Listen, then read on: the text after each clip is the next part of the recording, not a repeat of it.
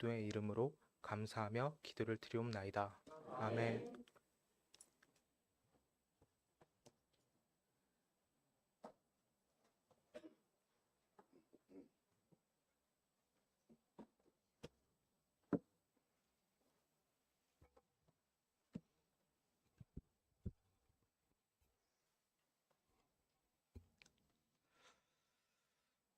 네, 반갑습니다.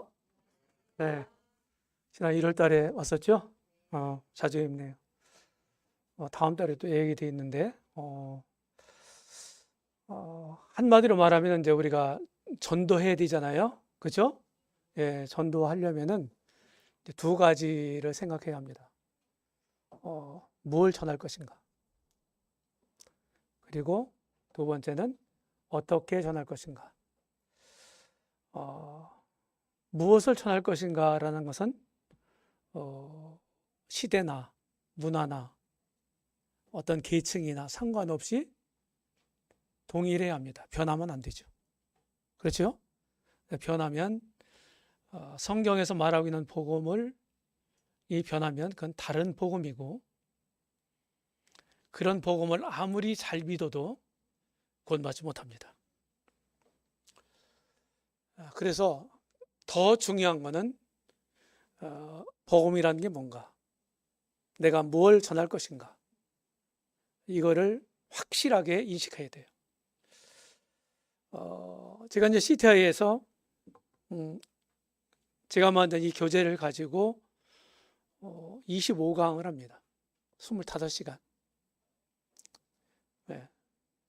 요번에도 똑같이 하는 거예요. 다음번하고 두 번 나눠서.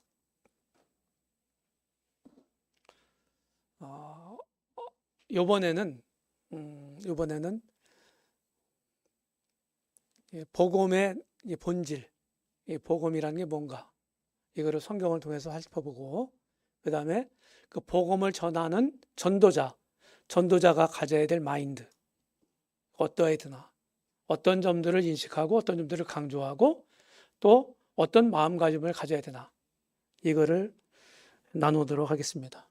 그리고 다음 달에는 이제 이런 내용을 어떻게 잘 효과적으로 전달할 것인가 하는 문제를, 실제적인 실용 전도에 대해서 말씀을 드리고자 합니다.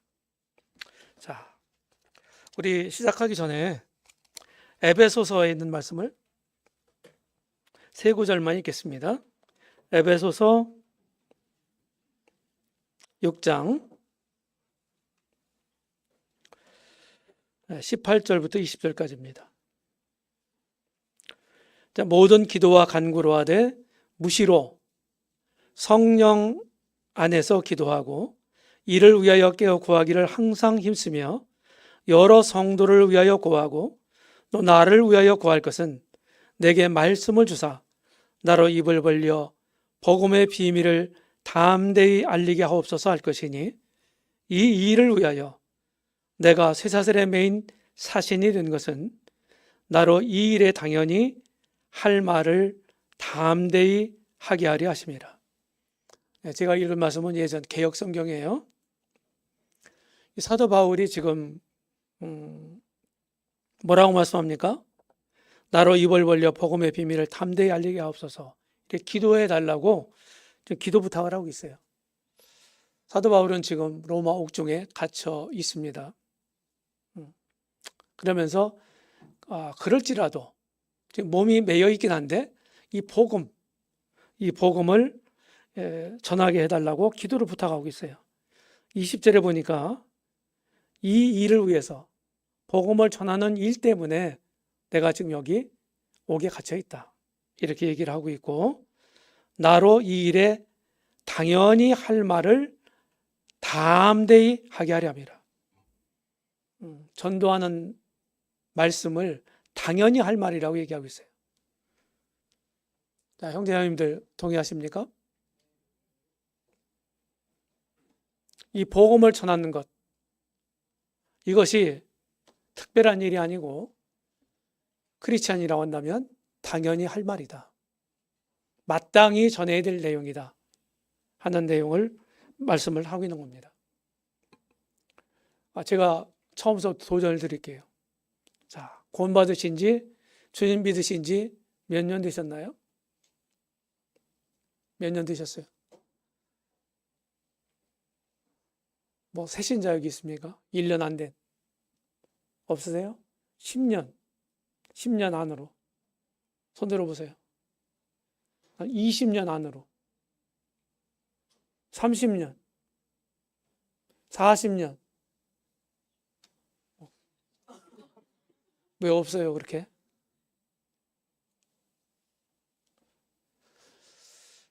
특별히 우리 모임은요,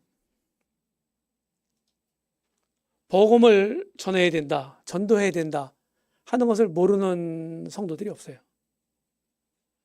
근데 실제로는요, 전하고 있나요? 이건 다른 문제예요. 복음을 전해야 된다고 하는 것을 알고는 있지만은 복음을 어떤 이유로든지 복음을 안 전하고 있습니다. 그렇죠? 우리 형제자매님들이 다 믿으셨죠? 구원 받으셨죠?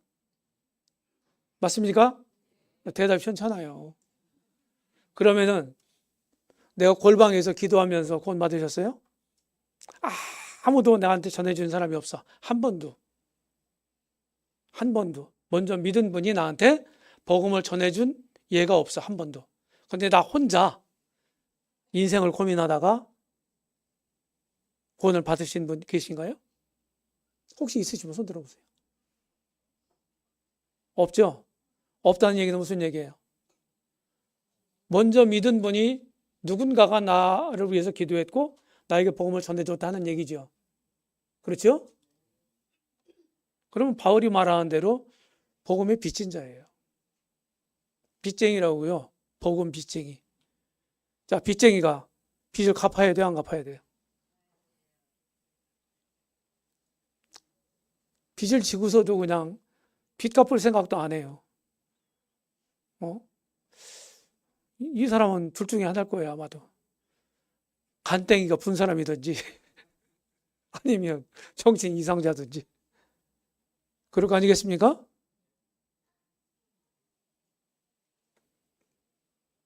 복음을 전해야 합니다. 이제 그거를 이제 이번 기회에 좀 해결하셨으면 좋겠다. 다음번까지 이어서 하는 거니까. 자, 전도자 숙제사항을 보겠습니다. 제가 쓴 시한수를 읽고 시작하겠습니다. 안 나와요? 껐어요.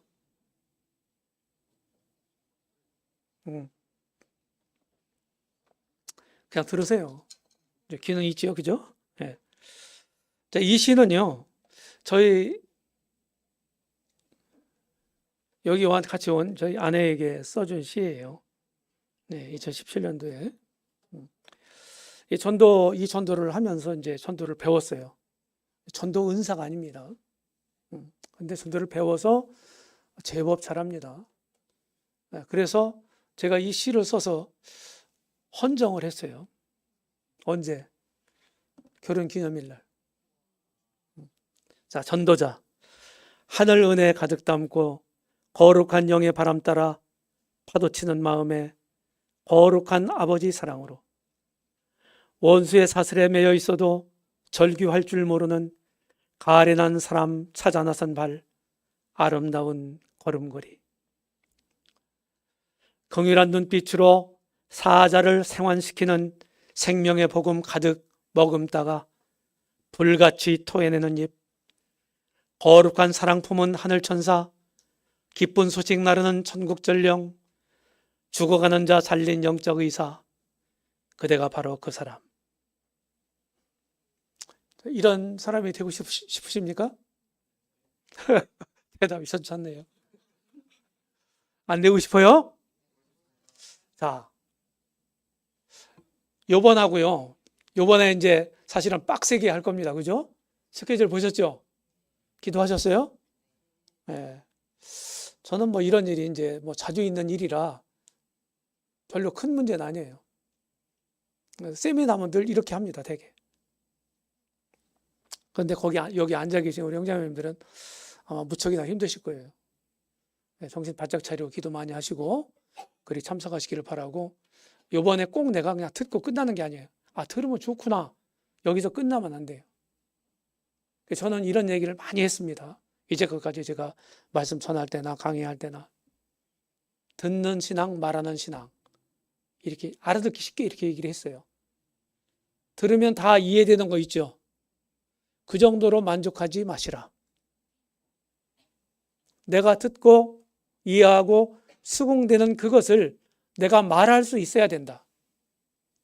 그게 내 거다. 그게 진짜 내 거다. 그게 진짜 아는 거다. 이렇게 말씀을 드리겠습니다. 지금 모르시는 거 없을 거예요. 생소한 거 별로 없을 겁니다. 그럼에도 불구하고 이제 구도자와 내가 맞닥뜨렸을 때 뭘부터 해야지? 어떻게 해야 되지? 이런 생각을 갖기 마련이에요. 그런 문제를 해결해 드리려고 이런 시간을 갖는 겁니다.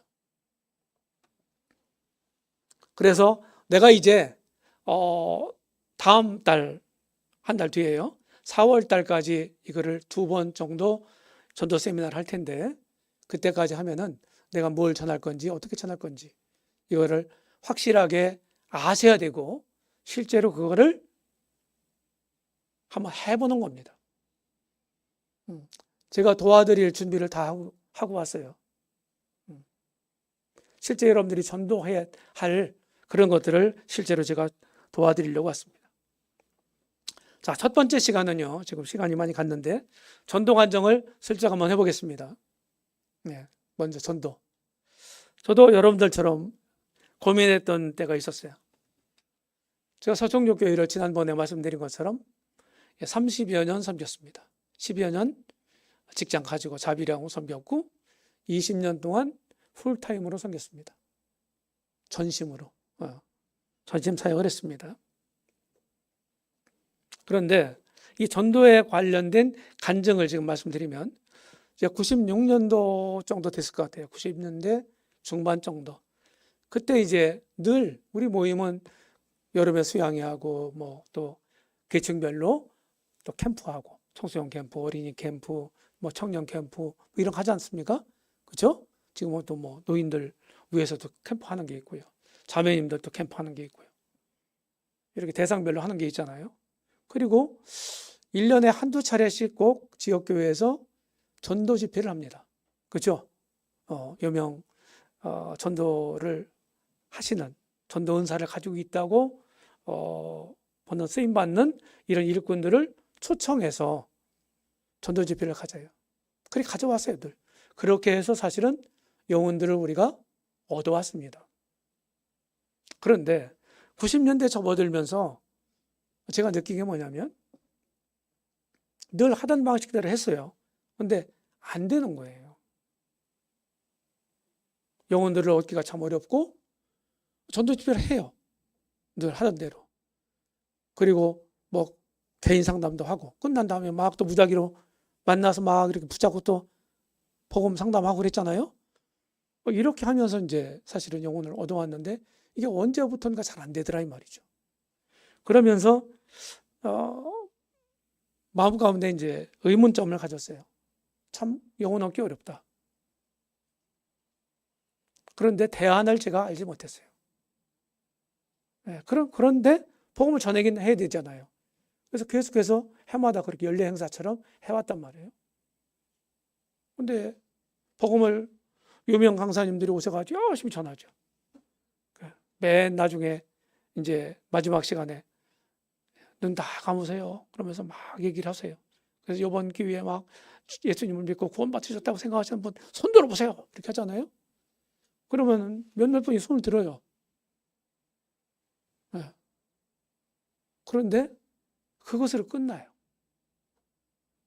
교회에 더해지지 않고 안 나와요. 이런 일들이 이제 해마다 반복되고 있었어요. 그래서 통상적으로 해오던 전도 방식의 한계를 느꼈다고 하는 거예요. 제 얘기예요. 그 다음에 99년도 11월 달에 현재 서천교회 예배당을 건축했습니다. 그리고 11월 첫 주부터 그 예배를 그 새 건물에서 드렸어요. 네. 그때 당시에 제적 인원이 한 100여 명 됐어요. 네, 100여 명 됐어요. 그런데 실제로 나오는 사람들은 7, 80명 정도밖에 안 됐어요. 네. 여기 이제 100여 명이 됐는데 건축하는 과정에서 이제 동청족 교회가 갈려 나갔어요. 예, 분가 개척했어요. 좋은 말로. 그래서 거의 한 20여 명이 나갔습니다. 그러니까 실제로 새로운 예배당에 출석하는, 주일날 출석하는 분들이 많으면 80명, 한 70명, 80명밖에 안 됐어요. 근데 여러분들 와보신 분들 계시겠지만은 지금은 의자를 한 줄 더 놓고 이렇게 해가지고 처음보다는 이제 의자가 많이 있는데 한 240명 정도 될 거예요, 2층이. 그때만 해도 한 200명 정도 모일 수 있는 공간이었거든요. 그럼 3분의 1밖에 안 찼잖아요. 그렇죠? 네. 그러니까 예배당이 호응했어요. 그러면서 앞선 일꾼으로서 상당히 이제 좀 부담감이 됐어요. 빨리 여기에다가 주님의 사람들 보험전에서 구원받은 영혼들을 채워야 되는데 하는 생각이 들었단 말이에요. 그런데도 해결책을 제가 알지 못했어요. 특별한 해결책이 없었다는 거예요. 여태까지 해왔던 방식밖에 몰랐어요. 그러다가 예배당 건축을 하고 바로 저희 서청적 교회에서 지금 DBC라는 캠프를 아시나요? DBC, 드림 바이블 캠프, 청소년 캠프예요. 서청적 교회 예배당 짓고서 저희 서청적 교회에서 충청 지역 연합으로 하는 행사예요. 근데 예배당에서 저희 교회 예배당에서 시작을 했어요. 2000년도 초부터. 근데 2000년도 이제 이사 가서 이제 절치부심하면서 소책자도 만들고 전도지도 만들고 거기 아파트가 이제 여러 동이 있거든요. 거기에다가 또 갖다 막 또 책자들 집어넣고 거리 나가서 전도지 돌리고 또 한 1년 반 정도는 이사 간 후에 매달 자체 전도 집회를 했어요. 매달. 근데 성도들한테 막 광고해서 기도하라고 하고 이렇게 해서 구도자 데리고 오라고 이렇게 해서 매달 자체 전도 집회를 했어요. 처음에는 몇 명씩 구도자가 참석했거든요. 그러더니 한 1년 정도 지나니까 구도자가 한 명도 없는 거예요. 전도 집회인데. 성도 집회가 돼버린 거예요. 맥이 빠지죠. 전도 집회에서 구도자가 없어. 그럼 맥이 빠지죠. 힘을 잃죠. 그렇게 하다가 한 1년 반 정도 하다가 그만뒀어요. 그때도 무슨 대책이 없었어요. 그리고서 제가 이제 2001년도에 CTI에 공부하러 갔습니다. 그때 전심사역 할 때예요. 2001년도. 가서 공부하고 와서 그 다음에 2002년도 1월 달부터 1월 달에 또 DBC 캠프가 있었거든요. 네. 그때 이제 중고등학생들이 캠프에 참석했잖아요. 얘들 방학 개학하기 전에 한 명씩 불러가지고 이 구원 문제를 좀 매듭져줘야 되겠다는 생각이 들었어요. 그래서 한 명씩 불러서 전도를 시작한 게 복음 상담한 게 지금 이번에 소개해 드리고자 하는 다음번까지 이 책의 내용. 그렇게 해서 시작을 하게 됐어요. 2002년도 1월 달부터.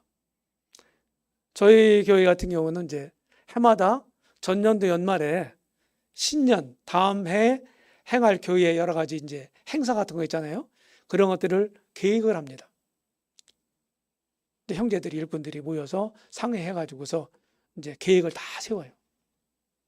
그래서 이제 별일이 없으면 계획대로 진행을 합니다.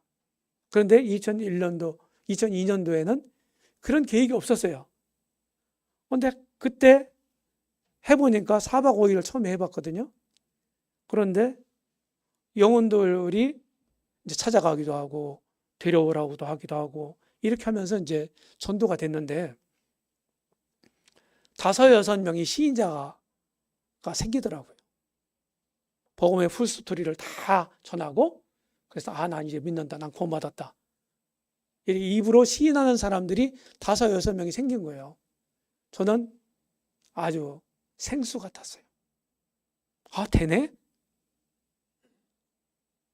이렇게 생각을 하고 그 해 4번을 더 했어요. 5번 했죠, 총. 이렇게 해서 침례를 그 해에 2002년도에 19명을 줬습니다. 그리고 그 다음 해부터는 계획대로 격월로 2달에 한 번씩 7박 8일씩 했어요. 월요일 날 점심 먹고 시작해서 그 다음 주 월요일 날 점심 먹고 끝났어요. 만 일주일이죠. 1년에 6차례씩. 이렇게 해서 많은 영혼들을 얻었습니다.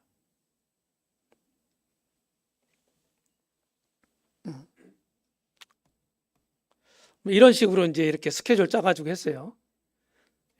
처음에는 일주일 동안 했는데 나중에 점점점 형제들이 매년 하니까 이제 아이고 힘들어요, 날짜 줄여요, 이렇게 하면서 줄어들었어요. 구도자들 일반, 구도자들 이렇게 쭉 전도자고 매칭해서 이렇게 하고, 그 다음에 이제 우리 병원 있지 않습니까? 조사랑병원 혹시 아시나요?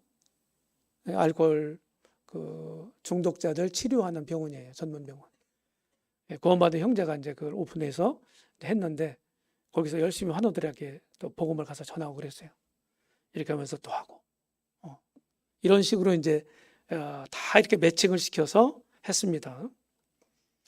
전도를 저하고 다른 형제님하고 이제 2명이 시작을 했는데 2002년도에는 그 뒤에 점점 이제 훈련시켜서 전도자들을 더 가담시켰어요.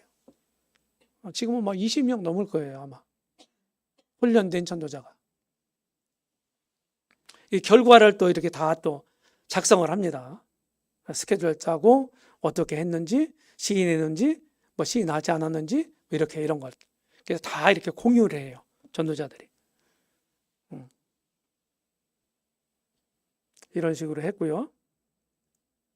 2015년도도 이런 계획이 있었고, 결과 이렇게 또 이렇게 해서 자료를 계속 데이터를 누적시켰습니다. 제가 첫 해부터 그렇게 쭉 해왔어요. 그래서 이 통계를 가지고 있어요. 몇 명의 구도자가 를 만났는가, 몇 명이 시인했는가, 그 시인자 중에서 몇 명이 침례를 받았는가, 이거요. 이거는 실제 사실에 입각한 데이터예요. 통계. 이따 보여드릴게요. 이런 겁니다. 이런 거. 이거예요. 2002년도부터 시작했다고 했잖아요. 이렇게 하면서 성도들이 계속해서 늘었습니다. 지금도 서청교회가요, 계속 이렇게 완만한 증가 추세예요. 성도 수가. 여기까지 한 20년 정도 이렇게 지나면서 한 번도 줄어든 적이 별로 없어요. 이렇게 이제 다 데이터 갖고 있고. 그래서 여기 보시면 요거 보세요. 요게 굉장히 중요합니다. 요거. 성도 수가 자연 감소한다. 맞아요? 어떻게 자연 감소하나요? 소천하시든지, 그렇죠? 다른 모임으로 전출 간다든지, 이런저런 이유로 또 나오던 분들이 또 안 나오죠. 장기 결석자 생기죠. 있어요, 없어요? 있어요. 자연적으로 생기는 거예요. 그러면은 자연 감소가 된단 말이에요. 성도 수가. 그러면 이거를 만회해서 이 증가 추세를 유지하려면 어떻게 해야 돼요? 저 광주 동북교회에서 꼬우든지 북북교회에서 꼬우든지 성도를 이렇게 해야 되죠. 하나님 편에서 볼 때는 그건 진정한 증거가 아니고 진정한 성장이 아니에요. 진정한 성장이 뭘까요? 그렇습니다. 구도자들에게 복음 전해서 구원받게 하는 거예요. 하나님 편에서는 그게 진정한 성장이에요. 그 다음에 이런 전도를 하면서 계속해서 어떻게 합니까? 새로운 영혼들이 들어오니까요. 어떻게 됩니까? 할 일이 많아져요. 그들을 잘 돌봐야 되죠. 가르쳐야 되죠. 이게 있잖아요. 그죠? 자동적으로 그런 일들이 뒤따라오게 되잖아요. 전도한 결과를 얻으면, 열매를 얻으면. 맞죠? 그러니까 오래된 성도들, 구원받은 지 오래된 성도들은 이런 새로운 새신자들을 잘 돌보고 가르쳐야지. 가르치는 일을 하면 되는 거예요. 그 새신자들은 또 영혼들을 데리고 오고. 좀 이따 얘기할게요. 내일 아마 정도 얘기할 것 같습니다. 그리고 개인 전도 효과가 참 크다. 제가 과외 수업을 하잖아요, 애들, 학생들이. 그렇죠? 그러면은 과외 수업은 대개 선생님 믿고 학생이 한 명 있잖아요. 걔 수준에 맞게 잘 설명하는 거잖아요. 개인 전도가, 맨투맨 전도가 바로 그런 거예요. 내용이 똑같죠. 다를 수가 없죠. 그렇죠? 똑같은 내용을, 똑같은 복음을 그 구도자의 수준에 맞게 전해주는 거죠. 그러니까 결과가 더 좋을 수밖에 없는 겁니다. 전도자 훈련을 계속 했어요. 그래서 많은 전도자들을 실제로 키웠고, DBC라고 하는 청소년 캠프 있잖아요. 충청 지역에서. 거기에 할 때 서청교회에 훈련된 전도자들이 대거 갑니다. 가서 그 청소년들한테 복음을 개인 상담을 해요. DBC 청소년 캠프는요, 처음서부터 지금도 요번에도 제가 올 1월 달에 제가 갔다 왔거든요. 갔다 왔는데 구도자가 훨씬 많아요. 구도자가. 청소년 캠프에 참석하는 캠퍼들이. 구원받은 애들보다 구원받지 않은 학생들이 훨씬 더 많다 이거. 그러니까 전도자가 굉장히 많이 필요해요. 서청교회에서 시간 내가지고 성도들이, 훈련받은 성도들이 거기 대거 갑니다. 가서 개인 상담을 한두 명씩 해주고 와요. 이거는 이제 제 손주들한테 제가 복음을 전하는 거예요. 2명 앉혀놓고. 애들이 지금 초등학생이거든요. 한 2년 된 걸 거예요, 이게. 2005년도예요? 네, 5년 됐고. 올해 4학년, 2학년이죠. 초등학교. 근데 얘들을 한 2년 전서부터 아주 체계적으로 복음을 전했습니다. 전하고 있어요, 지금도.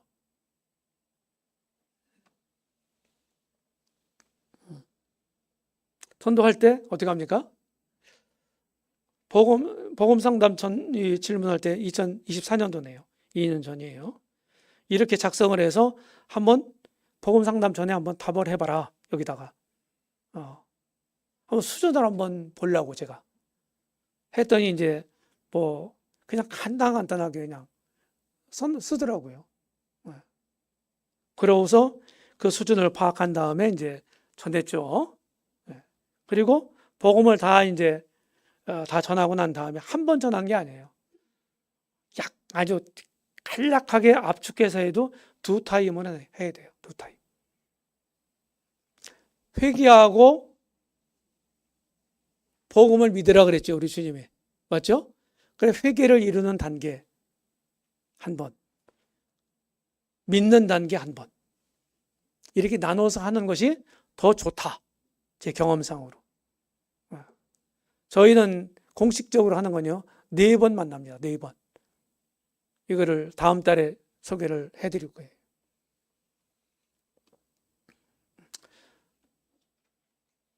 복음 전도를 쭉 한 다음에 한번 이렇게 제가 이제 글씨를 쓴 거예요.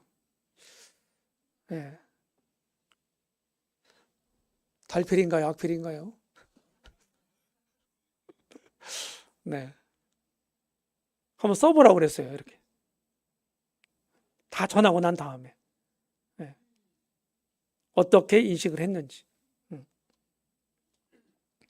두 번째 이제 상담했을 때는 이것도 질문지. 이렇게 해서 이제 복음을 계속해서 전하는 것입니다. 지금은 우리 모임이 전국적으로 거의 비슷한 것 같아요. 예. 리더들도 지금 리더 교체 시기고요. 한국 모임이 지금 60년이 훌쩍 지났잖아요. 시작된 지. 예. 70년이 이제 가까워오고 있어요. 시작된 지가. 그래서 1세대 리더들이 전부 노인들이 됐어요.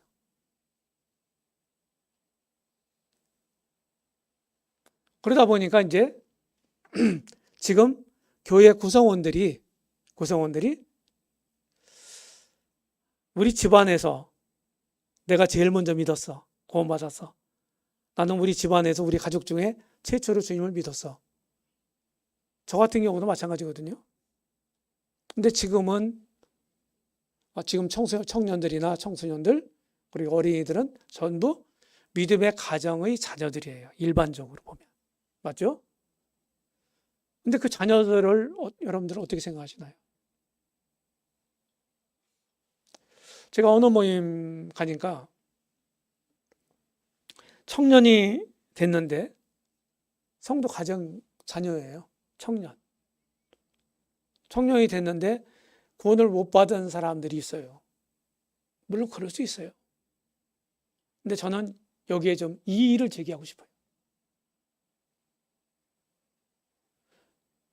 사람이 구원받는 것이 우리 인간의 힘으로 되는 건 아니에요. 그럼에도 불구하고 그 부모들이 교회가 어떤 마인드를 가지고 어떻게 기도하고 어떻게 실행하느냐 이거에 따라서 더 쉽게 더 빨리 구원받을 수도 있는 거예요. 넉넉히 있으면 안 됩니다. 그 막 훌쩍 자라요, 애들이. 제가 한때는 3분 남았죠? 저희는 중고등부 청소년부라고 하는데요. 학생회라고 하는 거. 학생회가 어려울 때가 있었어요. 오래전 얘기예요. 어려울 때가 있었어. 왜 어려웠냐면은 성도들 자녀인데 고학년 애들이 고등학생 애들이 남자애들이 구원을 못 받았어. 그런데 성도의 자녀이긴 한데 중학생 애들은 구원받은 애들이 있어. 그런데 학생회는 누가 주도하나요? 언니 오빠들이 주도하죠. 그 구원받은 거 여부에 따라 그래서 그런 게 아니에요. 그죠? 고학년 애들이 주도한다고요. 굉장히 어려웠어. 그러더니 훌쩍 가더니 얘들이 고등학교를 졸업하고 대학을 가더라고요. 다른 지역으로. 구원받지 않고 고등학교 때까지는 교회 잘 나왔어. 근데 대학을 다른 지역으로 갔단 말이죠.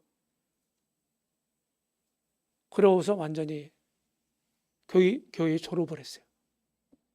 그 아이들을 놓쳤어요. 지금도 구원받지 못했어요. 지금도. 한 20년이 지났는데. 얘들이 다 지금 40대 중반이에요. 그때 놓친 애들이. 그때 그걸 경험하면서 야, 이래서 안 되겠구나 하는 생각이 번쩍 드는 거예요. 그래서 교회 광고했고 기도했습니다. 중학교 2학년 때까지 침례를 받도록 우리가 기도하자. 우리 자녀들을. 왜? 중학교 3학년만 돼도 바쁘더라고 애들이. 3학년만 돼도 학교 그 일 때문에 정신이 없어 보니까. 그래서 그런 전략을 가지고 애들한테도 청소년 애들한테도 그리고 초등학교 고학년 애들한테 어른들이 전하는 이런 스타일로 집중적으로 체계적으로 전해줬어요. 그게 효과가 있었어요. 우리 자녀들 놓치면 안 됩니다. 부모님 신앙은 참 좋은데 자녀들이 안 나와. 그거 뭐 내가 내 힘으로 할 수 있나? 하나님이 하시는 거지? 이렇게 말해버리면 제가 할 말이 없어요. 그럼에도 불구하고 부모의 책임은 크다. 부모에게 맡겨주셨어요. 부모는 자녀들에 대해서 청직이에요. 그들을 잘 양육하고 그냥 육신적으로만 키우는 게 아니고 영적으로도 키워야 돼요. 그것이 부모가 맡은 책임입니다. 마땅히 해야 될 역할이에요. 그렇게 해서 지금은 청소년들, 학생회가요, 구원받은 애들이 대부분이에요. 80%, 90%예요. 침례받은 애들이. 그러니까 분위기가 어떻게 되겠어요?